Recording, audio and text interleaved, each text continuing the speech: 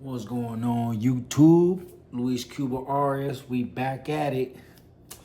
There's more than one fight tomorrow.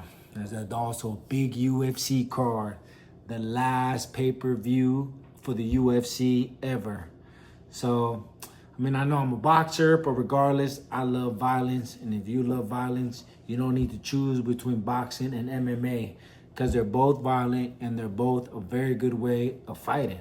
And I love fighting. I've always been an MMA fans, and I absolutely hate the fact that people are always comparing boxing's better, MMA's better. Like, they're both two completely different sports, and they both work very hard.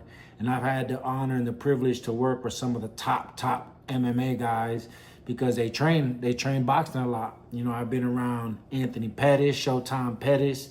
I trained with Jorge Masvidal. Been around Brandon Moreno, Gilbert Burns. I've been around a lot of UFC guys and MMA guys, and they work very hard. And that's one thing about, UFC guys and MMA guys is it's debatable, but they work just as hard, if not harder, than boxers because they'll go do a whole boxing training, a whole training camp, a whole training in boxing, right? And then a couple hours later, they got to go to wrestling, they got to go to jiu-jitsu, they got to go do kickboxing, they got to do all types of different training. So I feel like we need to stop comparing and just appreciate violence.